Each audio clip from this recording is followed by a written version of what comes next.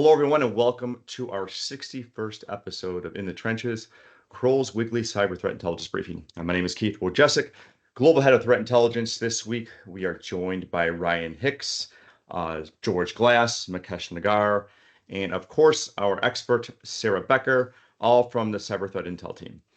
So today is July 29th, 2024, and we'll be covering the most recent trends that our threat intel team is witnessing in the trenches. So let's talk news you can use for July 29th. So a little bit of exploits going on. So APT40 back in the news. They have been recently observed by multiple international cybersecurity firms exploiting newly discovered software vulnerabilities within hours and frequently targeting organizations across various sectors. So the nation-state group prioritizes and exploiting public-facing infrastructure and obtains valid credentials, often leveraging public exploits immediately upon release, creating a patching race for organizations. APT40 activity include extensive network reconnaissance, deploying web shells for persistence, and exfiltrating sensitive information and state espionage and commercial gain. The advisory stresses the importance of prompt vulnerability management and patching, especially for older, unmaintained devices. So with that, keep an eye out for APT40 and the Chinese nation-state hackers. Next one, the French authorities. I know if anyone's watching the Olympics or watching the open ceremonies, I know a little sad that Katie Ledecky came in third, but I did see the French French one guy, the swimmer just crushed everybody yesterday, which was very interesting. But anyway, we'll talk about cyber area. The French authorities are reporting a major sabotage operation targeting long-distance fiber optic cables as of today, July 29th, affecting internet services in 6 French districts, though Paris was unaffected, which is good. This follows a coordinated arson attack on the French rail network last Friday. The digital attack slowed internet services for several operators, with authorities condemning the acts. The Interior Minister suggested that the rail attack may be linked to ultra-left groups. But more to come. We will review that and push out intel as appropriate. So with that, if you have any questions or concerns with further information on any of these topics, please connect with the Kroll CTI team at CTI@Kroll.com. Now let's get into today's briefings. We're going to cover the following trends our team is concentrating on. We're looking about the CrowdStrike update, a lot going on since last Friday or Friday before. Ryan's going to talk about a new indictment for an APT group, Malware Spotlight with Mukesh, and then, of course, Sarah's going to get in some Ransomware Roundup. So with that, George, the week's been very interesting. It's not really about the quantity of attacks, but how one error can cause a major disruption across the world. Pretty much that's another topic we can concentrate on for an hour-long segment about how one group can actually, basically cripple the U.S. or actually infrastructure itself. But with that, can you provide us with the update with CrowdStrike? Yeah, sure. Thanks, Keith. I thought I'd just take everyone through a bit of a timeline there to begin with. This is up on our website. Anyone can go and view this. The link's at the top there. But it really shows, just sort of how quickly we spun up capability to help deal with such a large event.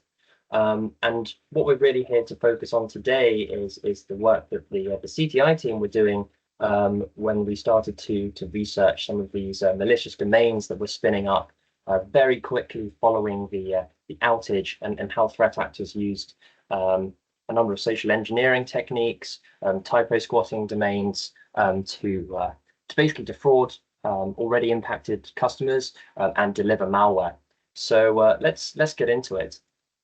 So first of all, taking a look at those domains, I think one of the more startling things is just how quickly these domains were being registered to be used by threat actor groups. Our earliest observed domain that sort of matches some of our searches was registered as early as 0849 UTC on July 19th. So that's obviously a very quick response to what is clearly a huge outage. It really hadn't been in the news for that long by that time. And so it just shows how quickly threat actors were moving. A lot of the domains that we've been tracking over the course of the last couple of weeks have been taken down. by name servers, or they just remain unused and are just sort of being squatted there. But nevertheless, many are still active. One of the observed domains that we saw preparing to send phishing activities, you can see there is obviously capitalizing on the disruption to travel, especially here in the UK with British Airways, and the threat actors there nabbed themselves a pretty convincing looking domain there, BritishAirways.crowdstrike.feedback. Obviously a very, very lucrative domain for threat actors to use for phishing.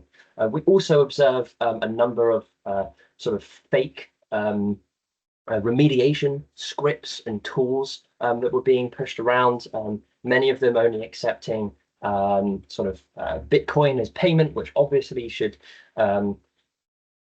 sort of serve as an identifier that something isn't quite right there. But you can see there that fix-crowdstrike-apocalypse.com was registered and hosted this this page here, which solicits payment for what they say will help with remediation. I think that's one of the key things here is threat actors quickly picked up how how difficult it would be to remediate this problem, and were offering kind of panacea cure-all scripts that would help already stressed IT teams quickly remediate the problem. Of course, many of those turned out to be fake. We'll get into those in a second. One other thing that we also notice, which is always really good to see, is CrowdStrike, the team at CrowdStrike, proactively registering a number of domains to prevent abuse. We saw those registrations coming in throughout the day and actually throughout the course of this week as well. So definitely credit where credit's due there. That was a really good response. Of course, they're not going to capture everything, but it's good that they're doing that. So let's talk a little bit more about some of the malware. Again, a number of these were identified by CrowdStrike, and the first set, again using those sort of malicious domains and phishing attacks, was a threat actor that had set up a site that was distributing quote unquote patches named CrowdStrike hotfix.zip. We found that that was distributing IDAT loader, also known as hijack loader. This follows very closely with the research that was put on the Kroll blog not too long ago around IDAT loader, and indeed used the same BPL side loading technique that the CTI team here identified back in June. And in that particular case, it's dropping remcost rat. So again, sort of initial access provided by sort of the confusion and the need to quickly fix these things. A second piece of malware, Kanekio, I believe that's pronounced, was also noted by CrowdStrike, again delivered by zip files. In this case, it's called CrowdStrike Falcon.zip. The exact attack vector wasn't mentioned in the report, but this delivers a fairly rudimentary information stealer. Again, threat actors are quickly leveraging this, and so they don't have a lot of time to set up infrastructure to deliver this stuff. So that was actually contacting Pastebin website, which contained the C2 there as well, which is indicative of how quickly the threat actors had to move to set all of this stuff up.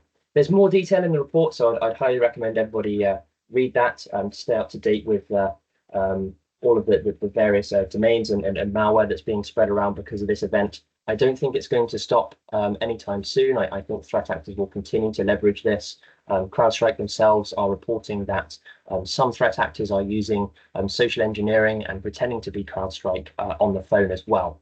So certainly one to keep an eye on, and we'll be following it very closely. But for today, that's all for me. Back to you, Keith. Thank you very much. Thanks, George. I appreciate the update.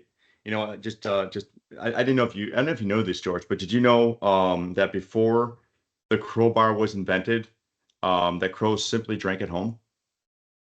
Anyway, I thought that'd be a little funny joke in between. All right, Ryan, Ryan. Now, we have a new indictment out from the FBI, Ryan, and who is responsible for attacks on our healthcare system. You have more information pertaining to this group, and I'm excited to hear what you have. But yeah, Ryan, do you mind filling us in? What's going on with the new group that are striking with the FBI? Yeah, that's good. So there's been a recent advisory released on the updated TTPs for who we're naming KTA 116. They're also known as ANDARIEL. And the advisory was co-authored by a number of US, UK, and Republic of Korean government organizations. All of their kind of badges of the involved agencies are on the right there. The group has been publicly attributed by these agencies as a North Korean state sponsor group, and they've previously been known for their destructive attacks. However, they've recently specialized in espionage, specifically targeting defense, aerospace, nuclear, and engineering sectors. And the group also conducts ransomware compromises, typically seen targeting US healthcare organizations. And the money raised from these is then kind of fed back into funding the espionage operations where their kind of main focus and outcomes are. In terms of TTP, just kind of a high level here, really. They've been observed exploiting a wide range of vulnerabilities against externally facing devices to gain access, including kind of Log4j, MoveIt, and FortiGate as self vulnerabilities of late, just to name a few. And alongside that, they also conduct phishing campaigns utilizing LNK and HGA script files. Post kind of additional access, they use a range of custom and commodity malware, such as AsyncRat, Mimikatz, and WinSCP. And amongst their malware usage, like kind of a number of threat actors, they also rely on living off the LAN tools, such as PowerShell, WMI, as well as the Linux subsystem for Windows. So really just kind of a quick overview there, a lot more detail, of course, in the joint advisory. So very much recommend reading through that whole advisory, which a link is written in the written version of the report, and particularly reading if your organization is fitting within the kind of critical national infrastructure, defense, engineering, or healthcare sectors. So yeah, well worth a read and recommended. That's all for me. I'm back to you, Keith. Thank you very much, Ryan, for the update. Now let's go over to Mikesh. Mikesh, you have our malware spotlight. What you got going on today? Thanks, Keith. So, today I'm going to be talking about a malware called the MACMA malware, which is a macOS backdoor malware that has been recently linked to KTA 252 threat actor group, who are also known as Daggerfly, Evasive Panda, or Bronze Highland. The attribution of MACMA to this threat actor group was carried out by security researchers over at Symantec, and the malware has been observed targeting organizations in Taiwan as well as a US NGO in China. The malware is commonly distributed through watering hole attacks as well as exploiting vulnerabilities.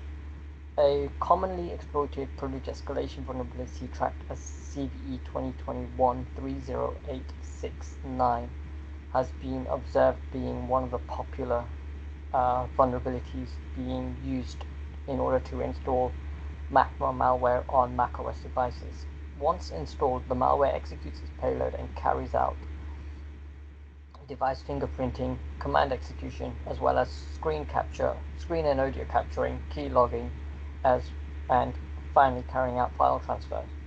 In order to keep persistence on the macOS device, the malware creates launch agents and daemons, as well as uses cron jobs to create scheduled tasks, modifies system files, takes controls of shared libraries. It also has functionality to add itself to login items, with the most recent variants showing installing kernel extensions as well as some rootkits. MACMA sets up communication with its command and control servers to receive instructions and exfiltrate data, including credentials and financial information. Its versatile capabilities makes it a potent tool for espionage and data theft. A more detailed overview of the malware can be found in the malware spotlight section of the report for further reading. That's all from me, Keith. Mikesh, thank you so much. I appreciate it. Yeah, please look at the malware spotlight in our report to get any further information. If you have any questions, just let us know. Now, with that, it's over to Sarah. Sarah, we're going to highlight a ransomware group targeting virtual environments. Now, this is not to be confused with the hip hop group Kid and Play, but Play Ransomware is creating new waves.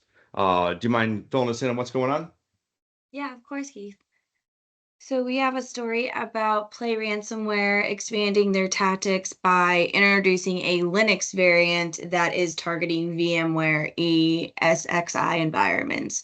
So this expansion could lead to an increase in potential victim targets that could also lead to more lucrative ransom negotiations. So ESXi environments, they are utilized by businesses to host multiple virtual machines to run and host data. So disrupting these types of environments is very crucial because they can cause severe damage to operations and possibly compromise backups, making any type of recovery very difficult for the organizations. So according to researchers, Play Ransomware executes shell script commands to scan and power off all VMs in the environment. It then encrypts VM files, including critical data, and appends the extension .play to affected files. Then, once that is done, a ransom note is displayed both in the ESXi client login portal and in the root directory. So researchers were also uncovering that while they were looking into this new ransomware variant, it also revealed a possible connection between the group Play and a threat actor identified as Prolific Puma. So Prolific Puma is known for creating domains using different algorithms and offering link shortening services to other threat actors in order for those threat actors to remain unknown and evade detection. So with all of this, it is recommended to complete regular patching and updates to systems, address any misconfigurations, maintain offline backups, create incident response solutions, and deploy any other security monitoring measures. That's all for me, Keith. Awesome. Thank you so much, Sarah. Appreciate the update. So with that, let's go into what's going on today. So today's National Chicken Wing Day.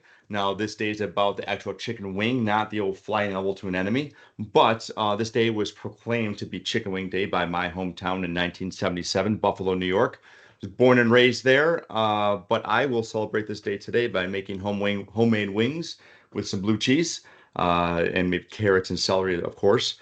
Now, I love the Drummit. I don't know if I'm not a Wing It fan. Maybe you guys are. Just what is your favorite? Let me know. And if you say you don't like chicken wings, I just don't even respond. That's just a sad thing. Anyway, I would like to thank everyone that has taken the time to tune in today's Kroll's Weekly Cyber Threat Intelligence Briefing. We hope you found this session informative. If you have any follow-up questions about the briefing or any other questions at all, please contact the team at cti@kroll.com. That's cti@kroll.com.